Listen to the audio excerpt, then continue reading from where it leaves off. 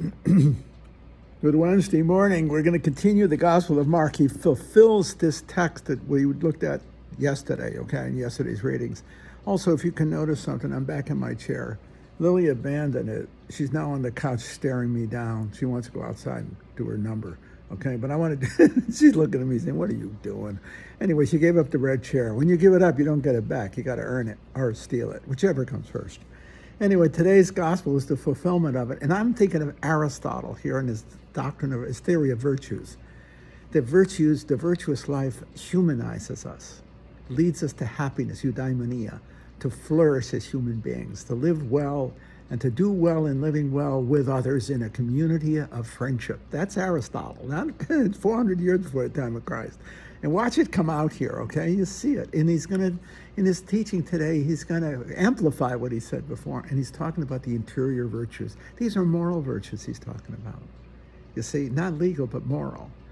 These are habits of the heart. I think Alistair McIntyre, famous theologian, philosopher, said, he wrote a book, I think he said it called Habits of the Heart, Virtues. Essentially, Aristotelian virtues baptized, transformed by the love of Christ. See, even the moral virtues need a radical theology. You need a radical theology. That alone won't do it. The virtuous life alone won't do it. You need something that it compels to self-sacrifice. You've got to, in the end, transcend self-interest. It's got to be self-sacrifice, not self-interest. I think that's right. I teach this stuff, and that's why I'm aware of it. I'm acutely conscious of that. But I'm going to read you the text, okay? So Jesus summoned the crowd again, and he said to them, now he's the crowd, but remember his disciples are there. Hear me, all of you, and understand. Nothing that enters one from outside can defile the person, but the things that come out from within are what defile. Think of the virtues or the vices. See? When he got home, away from the crowd, his disciples questioned about the parable. He said to them, Are even you likewise without understanding? Don't you realize that everything that goes into a person from outside cannot defile? I wonder if I ever heard of eating meat on Friday, but we won't talk about that.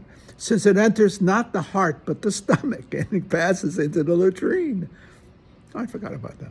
Thus he declares all food clean, so he's going after kosher. Okay, whatever. Okay?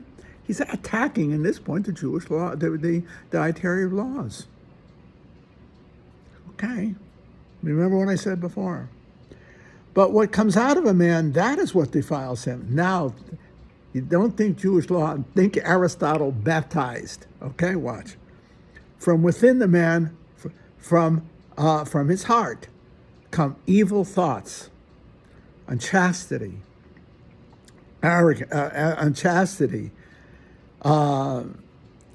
theft, murder, adultery, greed, malice, deceit, licentiousness, envy, blasphemy, arrogance, folly.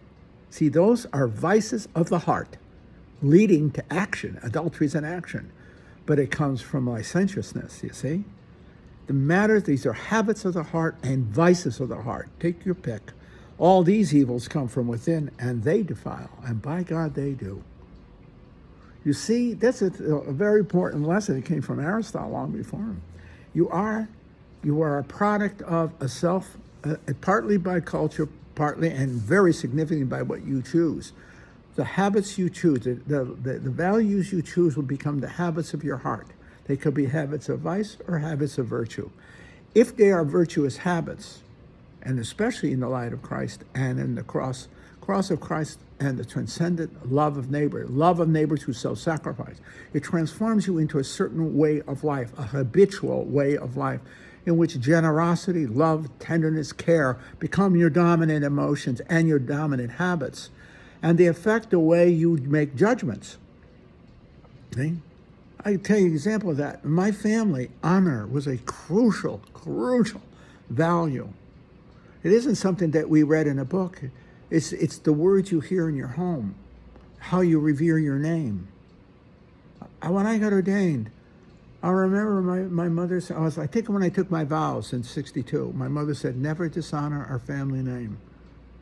See? Never dishonor our family name. Act always honorably. See? Did she tell me don't do this, don't do it? She said act honorably. See? As a Christian, go beyond my mother. As a Christian, act honorably qua Christian. And how do you draw your example of Christianity from Christ on Good Friday? And his love of the poor, his love of each, he dies for us. So you acquire, as it were, the heart of the virtues of a Christian life, and you practice them this is Aristotle, from the time you're born. You start practicing by the way you are loved and the way you are expected to be. You learn the moral virtues, and here I would call them the baptized moral virtues, by your home, by your habits. You don't acquire them in school by intellectual learning the way you learn physics. That's Aristotle talking, okay? You learn them by habits of behavior. You acquire a Christian conscience, a Christian heart, a Christian character. And those flow into your life and make you a good citizen of life. That's Aristotle, but it's good Christian theology as well. More so Christian, see? If you don't, then the habits that you form and the habits that you live, which flow from within, can turn you into a monster. Because you chose monstrosity, selfishness, arrogance, pride, vanity, not honor, vanity. And you will be vain. And you will lose in the end. You will be alone. I tell that to my kids all the time in the class. You live a selfish life, you will die alone. And no one will cry. They'll be glad you're gone. You get what you pay for. That's my street talk. You get exactly what you pay for. If you live a good, generous, and loving life, you will have friends. Thank you, Aristotle. And you'll have the companionship of the church because you chose her and she chose you in return. It's a love relationship of Christian friendship. Choose to be selfish. Go ahead. You can do whatever you want. Keep it up. Live a selfish life within your marriage. See how long it lasts. You know what I say? One of the most telltale signs. You want to know what somebody's like? Go to their funeral. I'll see who's crying. I've been to a man at a funeral where no tears. No tears. That's sad.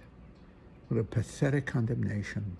It's a sign that you made no difference. And what kind of a difference? A loving difference. Maybe they're relieved you're gone. Finally, it's over. Habits of the heart. Christ is exactly right here. He's a little more graphic in his language than Aristotle, but he's giving you Aristotle with a Christian twist, a profound Christian twist. He who lives a self-sacrificial life in the light of Christ, in the life of the church, will never be alone, will always be in a communion of the faithful, reinforced by and nurtured by the faithful church. Go it alone, go ahead. You will die alone. You will die alone. I'm not saying you have to be a Christian, but you have to be a friend. You have to have the habits of friendship. You have to love generously. You have to care profoundly. You have to have a zeal for what is good and beautiful. If you don't, if you have a zeal for only what is of your self-interest, you will acquire that. You will get that. And you will die alone. And no one's going to care. No one's going to cry. No one's going to care. You just hope God has mercy, that's all. Because you condemned yourself by your own selfish stupidity. Boy, I've seen it. Your pastoral lesson you get if you have half a heart as any form of pastor, amateur, part-time like me, or whatever. If you listen, and listen with your heart, you see both the beauty of human redemption and the horror of human self-condemnation. You see people die alone, but you see them all. You see also those even at the end, you see the virtues that they possessed transform and transcend the mistakes and evils that they performed, that they fell into. Because in the end, they did have a good heart. They loved well, but foolishly, but they loved well. And you see the triumph of good over evil, love over alienation, love over hate. You see the triumph of goodness.